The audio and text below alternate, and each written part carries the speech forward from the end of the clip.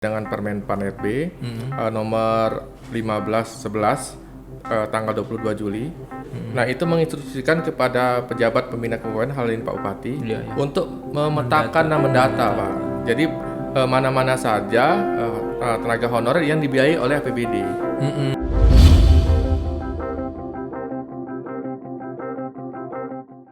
Assalamualaikum warahmatullahi wabarakatuh. Waalaikumsalam warahmatullahi wabarakatuh. Selamat sore. Ini udah sore saya kedatangan tamu Kepala BKPSDM Pak Andika. Siap, Pak Rintani.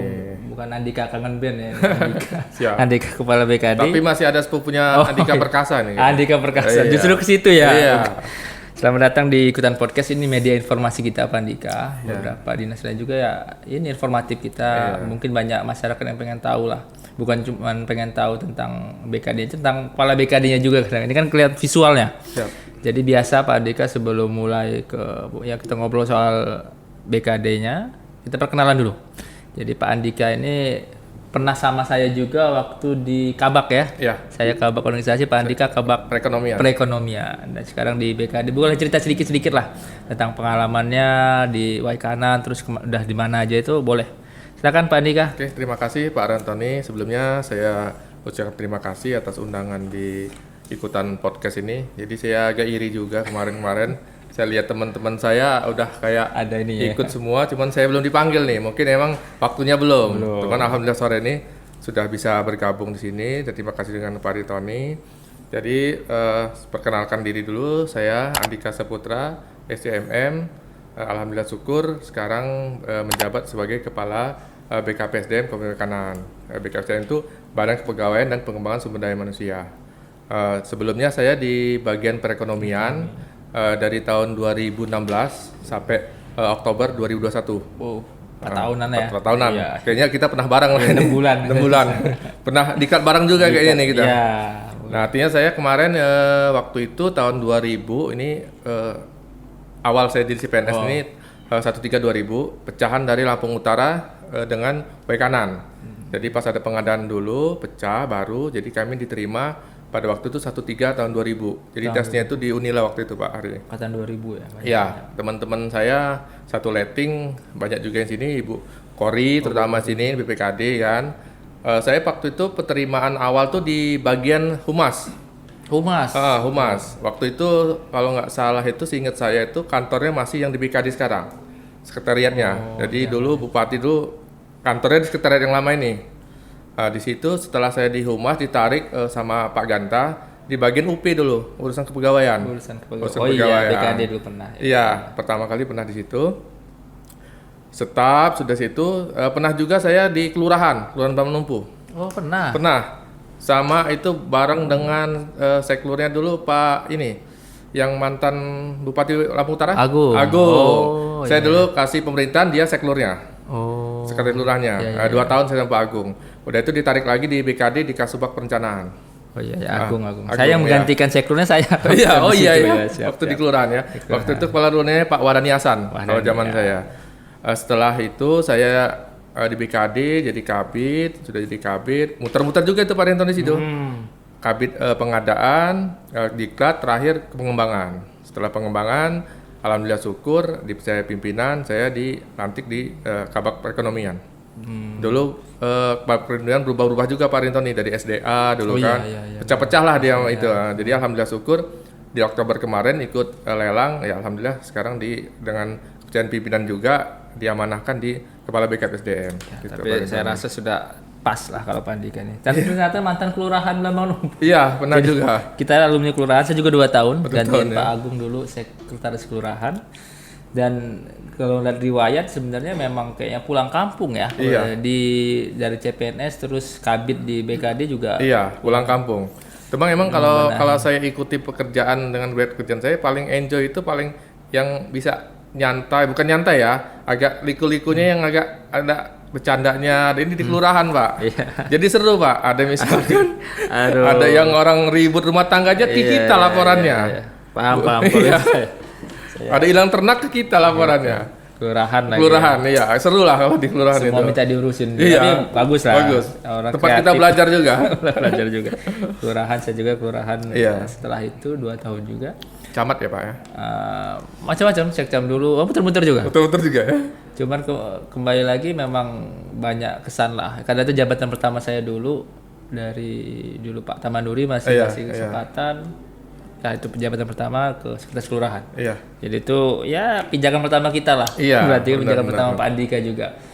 Terus lanjut lagi kalau sudah banyak pengalaman terus balik lagi ke BKD, jadi bukan hal baru lah ya. Iya. Terkait itu walaupun beda-beda sedikit tapi mungkin tinggal inovasinya saja. Iya. Nah, saya ngeliat juga Pak Andika kemarin beberapa inovasi terkait SDM-nya, terus kita ngumpulin tentang beberapa teknologi. Apa sih yang sudah banyak sih kalau saya lihat Pak Andika sudah mulai inovasi kemarin apa saja di ini?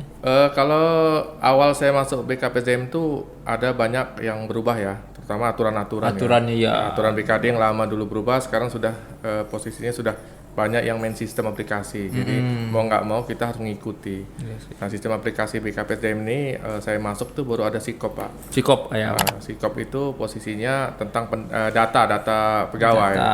Nah saya bilang sama staf, saya kumpulin kabit-kabit, kenapa tidak kita buatkan saja seperti kayak cuti, kayak berkala, terus naik pangkat kita pay online saja, saya bilang. Jadi nggak harus, karena di WKN ini ada 5 kecamatan, jauh-jauh kan Pak? Iya betul. Pak Ari kan, guru-guru, alangkah kasihan mereka kalau datang jauh-jauh ke BKD hanya untuk mengurus naik pangkat misalkan. Nah alhamdulillah syukur kita masukkan anggaran untuk pembuatan server, di ACC juga pimpinan ngedukung kita, terus ada lagi saya buat 6 aplikasi Pak. Wow. Nah, jadi semua nanti ini sudah berjalan nih yang untuk cuti. Jadi cuti ini nggak perlu lagi mengusulkan nanti Pak. Dia via Android saja, lagi sakit di mana dia fotokan surat sakitnya, di ACC pimpinan langsung kita keluarkan. Oh, iya. Naik pangkat juga nanti sudah ini juga akan datang, sudah berjalan juga ini yang bulan Oktober. Dan insya Allah nanti untuk naik pangkat yang ini kita lagi mau kerjasama dengan ini dari Kominfo juga dengan BSRE, tatangan digital. Jadi ini tatangan nanti tidak manual lagi, jadi semua digital semua nanti Pak. Ya. Artinya berkala, setelah rencana, pensiun nanti by system semua ya, Pak di BKD. Sudah barcode ya? Iya. PTSP sih sudah kemarin, dalam arti sudah banyak lah yang di Pak Andika sudah masuk, karena saya melihat juga nih. Terus dari yang bahas soal pendataan nih, ini kalau pertanyaan yang lagi banyak masyarakat dengan baik kenal tahu ini tentang pendataan, ini kita lagi mendata nih. Benar. Pendataan tentang sebuah honorer lah kalau nggak salah. Ini lagi sibuk-sibuknya juga deh Pak Andi. Benar Pak. Jadi banyak pertanyaan masyarakat tuh, kami ini data ini gimana sih, untuk apa sih? Biasanya banyak pertanyaan muncul-muncul, biar kita jelaskan, nggak apa-apa lah di sini. Jadi kalau untuk pendataan non-ASN ini itu ada amanah undang-undang Pak, itu Undang-Undang Nomor 5 tahun 2015 tentang ASN. Oh iya, ASN. Jadi ke depan itu semua ASN itu ada 2 Pak. PNS. Satu PNS, satu P3K. Nah untuk itulah makanya pemerintah pusat pada saat ini sesuai dengan Permen-Pan RB nomor 1511 tanggal 22 Juli. Nah itu menginstruksikan kepada pejabat pembina kepegawaian, hal ini Pak Bupati, untuk memetakan dan mendata Pak. Jadi mana-mana saja tenaga honorer yang dibiayai oleh APBD. Dalam arti yang benar-benar ada di DPA-nya Pak. Berarti syaratnya harus dibiayai sama APBD. Iya. Syarat mutlaknya dia setahun dibiayai APBD. Setahun dibiayai APBD. Iya. Dan juga kalau dia tidak ada di APBD melalui barang dan jasa itu tidak bisa Pak. Tidak bisa kita akomodir. Dan juga usia Pak, usia harus 20, juga, harus 20 usianya. Minimal ya? Paling rendah 20 dan paling tinggi 56 per 31 Desember 2021. Nah, itu informasi juga tuh, banyak yang nggak pendaftar ya karena baru masuk Januari misalnya. Iya. Nggak bisa. Nggak bisa. Ada artinya ada DPA Januari 2022, baru sekarang masuk itu pun tidak bisa. Dia bisa diakomodir dan bisa memenuhi syarat kalau dia 1 Januari sampai Desember 2021. Cuman asumsi mereka ini setelah pengadaan jangan berpikir pasti saya diangkat nih. Oh iya, itu karena ini hanya memetakan, pendataan. Masuk database dulu, nanti formasi kita buat, mereka mengikuti tes seleksi. Jadi jangan berasumsi saya di data sudah mau diangkat nih, jangan. Orang udah berantem. Iya, sudah berantem. Mana yang tua kok nomor saya yang di atas urutan itu tidak. Nanti dia bersaing Pak antara ASN ini. Nanti akan tes lagi. Iya, insya Allah kalau kita sesuai dengan ada APBD-nya memungkinkan, dari pusat juga kita dikasih formasi. Insya Allah di 2023 nanti kita buka formasi Pak. Jadi 2023 ini ada, ya itu informasi juga ada formasi P3K. Mungkin yang di data tadi bisa ikut tes lah. Iya. Karena pendataan ini sampai September nanti, Oktober, kita masukkan dulu di aplikasi BKN, kita input orang-orang yang setelah hasil verifikasi dari kita. Nah itulah nanti orang-orang yang bisa mengikuti tes P3K. Jadi itu loh gunanya pendataan juga. Iya. Kalau nggak ada data nggak bisa juga. Iya. Ya tapi tidak mungkin menutup kemungkinan juga yang Di memasukkan berkas di luar tidak bisa tidak bisa ikut tes. Cuma nanti kita sampaikan juga ke pusat. Nanti apa kebijakan dari Menpan sama BKN? Oke. Dan mungkin tergantung ada formasi juga nggak sih P3K sama kayak PNS nggak sih? Sama Pak. Jadi misalnya formasinya untuk misalnya komputer atau guru misalnya. Ya. Karena ini perjabatan nanti. Iya, ada operator komputer, nanti ada yang namanya misalkan administrasi. Nah itu mereka nanti pilah-pilah Pak. Oke. Di sistem itu. Jadi memang ya yang penting di data dulu yang masih udah Ya, layak masuk di data dulu. Jangan malas-malas. Sampai kita data dulu. Masalah harapan tuh ada saja ya. Nanti kalau tes kita ikutin tes. Kalau pada ini Jadi kalau tidak di data tidak masuk gimana mau ikut tes nanti gimana mereka. mau ikut tes udah ini duluan atau jangan terlalu juga saya di data pasti saya masuk bukan juga seperti itu. Iya, benar. Ini kadang-kadang orang ini harus banyak informasi. Iya. Ini mulai dari Makanya ini mana. kesempatan baik Pak di podcast ini kami diundang gitu. Jadi ada yang informasi-informasi tidak ini disampaikan dengan mereka ya tidak liar, nah baru kita luruskan. Oke, makasih Pak Andika segmen pertama. Nanti segmen kedua kita bahas tentang PNS Kabupaten Waikanan. Siap. Lanjut lagi Pak Andika, kalau tadi tentang pendataan P3K, ini kan kita lihat disampaikan ASN itu ada PNS dan P3K. Dan sekarang ini kita lihat komposisi PNS lah Kabupaten Waikanan dengan banyak yang pensiun. Terus ini ada juga yang sedang Prajab ya? Latsar. Latsar ya. Ada Latsar. Dari Latsar itu udah berapa kompi kita berapa? Kalau Latsar ini di angkatan yang CPNS 2020 ya, ini sedang dilaksanakan 72 orang. Itu di Bandiklat Provinsi Lampung. Nah, pertanyaan berikutnya nih. Kita kan ngumpul di Bandiklat Provinsi Lampung nih. Iya. Dulu kita pernah punya Bandiklat Kabupaten Waikanan. Terus kita dilebur lagi karena ada aturan yang nggak bisa. Itu gimana sih ceritanya? Kenapa kita nggak punya Bandiklat sendiri gitu? Ya, sebenarnya kalau yang sebelum ke sini kan aturan karena sering berubah-ubah ya. Berubah. Kita bisa melaksanakan sendiri dulu. Nah, sekarang ini berubah peraturan kita harus memiliki 5 WI. Oh, WDI Suara. WDI Suara. Itu pun kita punya WI yang namanya WI Madya. WI Madya. Kita? Nah, sekarang ini hanya 3 Pak. 3 WI. Jadi kurangan 2. Oke. Dan juga yang sarana untuk asrama kita pun kita belum nggak memiliki. Ya, itu asrama kita nggak punya salah sama satu WI. Syaratnya. Nah, makanya kita untuk Latsar ini menginduk ke sana, mengirim ke mereka ke Bandiklat Provinsi. Oke, jadi setelah di sana Latsar terus PNS biasa lah. Ya, PNS kayak biasa. kita zaman dulu ada diklat A, diklat B. Nah, sekarang biar tahu juga nih diklat ini setahu saya dulu namanya diklat Adum segala macam. Terus berubah jadi diklat PIM 4. Ya, PIM 4, Ini masih atau seperti apa sekarang? Masih. Oh, Cuman berubah ini aja, namanya saja. Kalau untuk ini dulu Adum-Adum itu untuk eselon 4, sekarang PIM tingkat 4. PIM tingkat Kalau Sepama sekarang PIM tingkat 3. Nah, kalau dulu eselon 2 itu Spamen namanya. Kalau sekarang PIM tingkat 2. PKN 2 ya. Jadi ada perubahan lah untuk nama-nama diklat sekarang. Tapi memang masih ada ya diklat Masih. kepemimpinan ya. Masih itu untuk mengembangkan kompetensi mereka nanti. Kalau di luar itu diklat-diklat yang kayak dari dinas-dinas nggak ada lagi ya? Kalau yang diklat-diklat sekarang kita fokuskan ke diklat fungsional Pak. Oh iya, Karena kemarin ada penyetaran kan dari struktural ke fungsional. Nah jadi untuk meningkatkan dia mengejar pakai nanti untuk naik pangkat nanti. Nah itulah kita bantu untuk di sertifikat untuk fungsionalnya untuk diklat itu nanti. Ini udah berjalan sih kemarin tahun 2022 ini sudah berjalan. Nah sama yang untuk diklat guru juga membantu guru yang mengusulkan pangkat Pak. Jadi orang ini kadang-kadang PTK mereka kan agak susah ya orang buat. Nah, jadi kita bantu juga untuk diklat guru yang ingin naik pangkat. Itu kerjasama dengan Unila itu nanti. Unila. Unila. Oke, kalau ini kan memang lagi in sekali nih, satu serentak mungkin se-Indonesia.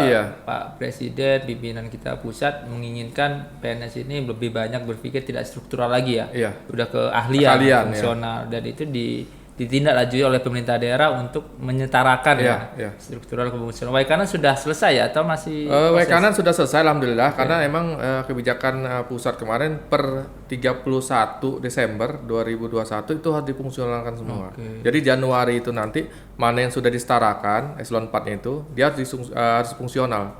Karena itu kita menuntut keahlian nanti masing-masing nanti PNS. Jadi SDM ini benar-benar perlu ditingkatkan itu SDM-nya dengan keahlian ini. Dengan fungsional ini. Fungsional, tapi masih ada yang bingung, masih ada yang alergi nih. Kalau pandangan Pak Kepala BPKD sebenarnya fungsional ini seperti apa sih? Dia orang kan lebih fokus saja kan ke satu tempat dan dia bisa tidak selalu ganti-ganti tempat, bisa fokus dan bisa pekerjaan terlaksana dengan baik kan. Intinya seperti itu ya. Benar. Sebenarnya kalau saya lihat dari kebijakan pusat untuk fungsional ini kayaknya tergantung pendapat masing-masing ya. Cuman beda-beda lah. Saya rasa dengan ada aturannya dia orang difungsionalkan ini, mungkin dia lebih nanti perjurusan dengan keahliannya masing-masing. Jadi misalkan dia Eskom, ahli di peralatan komputer, ya itulah yang dia kerjakan. Tidak harus yang peralatan komputer mengerjakan nanti yang analisis apa. Jadi udah terstruktur dan juga sudah istilahnya itu sudah terjurus lah masing-masing. Lebih fokus lah kerjaan masing-masing. Jadi yang WI fungsionalnya misalkan untuk auditor, analisis jabatan-jabatan. Jadi sudah enak nanti tertatanya. Iya, kembali lagi ke penataan ya. Jadi dia kerja di sini ya, di sini jangan kerjain yang lain ya. Mungkin kalau yang belum tahu fungsional belum merasakan yang apa sih enaknya jadi fungsional ya. Cuman kalau yang sudah merasakan kayak auditor, terus kayak yang fungsional, yang penyuluh, karena jarang memang sudah pernah fungsional ya. Nah, ini kan awam nih bagi mereka fungsional ini. Jadi pandangan ke depan tuh saya harus melakukan apa itu kan belum bisa mereka karena emang juknis sama aturannya emang belum kita dapat dari pusat karena kita menunggu juga nih aturannya untuk yang fungsional ini. Karena sekarang ini masih ada kebijakan naik pangkat pun kita harus menyesuaikan untuk strukturalnya dulu. Cuman di Januari nanti tidak bisa lagi. Dia fungsional harus naik pangkat fungsional nanti. Oh, perbedaannya sebenarnya mendasar itu naikkan pangkat mungkin angka kredit ya? Ya, angka kredit. Tapi kalau misalkan dia orang cepat dari angka kredit, kerjanya emang benar-benar malah lebih cepat ya? Malah lebih cepat, Pak. Bisa 2 tahun 2 tahun, ya? 2 tahun bisa, 2 tahun setengah bisa. Kalau sekarang yang struktural kan 4 tahun reguler. Iya, reguler. Kecuali kalau dia pilpat ya, pilihan dari jabatannya. Tapi lebih enak di fungsional sih kalau dia emang menyadari ini ya kan yang sudah fungsional kan. Iya. Karena masih baru saja mereka ini. Masih bingung kalian dan PTSP termasuk yang kabitnya juga jadi ahli media. Ahli media. Karena yang lainnya kayaknya belum. Kalau PTSP sudah duluan itu karena sesuai amanah juga. Ya mudah-mudahan nanti tunjangan fungsional ini misalkan bisa menyesuaikan juga dengan kalian masing-masing. Justru kalau dia lebih ahli dengan biaya lebih tinggi wajar juga ya. Lebih dihargai juga Pak Riantoni. Jadi nggak sama nanti dengan ahli-ahli mereka ini. Kalian masing-masing ngikutin cara swasta lah kita nih kayaknya sepertinya. Itu namanya mungkin yang katanya reformasi birokrasi. Benar.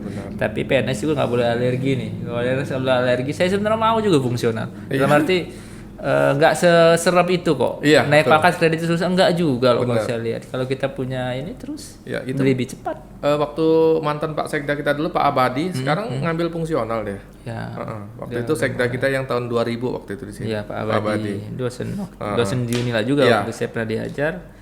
Terus kalau yang perekrutan nih, jadi yang kita mungkin kalau informasi nih, jadi yang mungkin yang diprioritaskan ini bakal P3K dulu ya misalnya tahun depan misalnya. Ya P3K dulu. Yang non ASN sama THK 2 ini yang sisa kategori 2 ini. Karena amanah undang-undang kan memang benar ASN itu ada P3K dengan PNS. Juga ada di luar itu ya. Juga ada di luar itu. Dan mungkin yang honorer mungkin September tahun depan sudah mulai ditata lagi ya sudah. Ya, September. Nanti yang untuk 2023 itu yang bisa jadi untuk non ASN itu hanya 3 Pak. Penjaga malam, driver sama cleaning service. Kebersihan. Tapi mereka outsourcing kalau sesuai dengan kebijakan pusat ya. Betul. Cuman kita nggak tahu sih kebijakan nanti yang akan datang kan. Kita tunggu saja nanti kan. Kita nunggu dari pusat juga lah pelaksananya.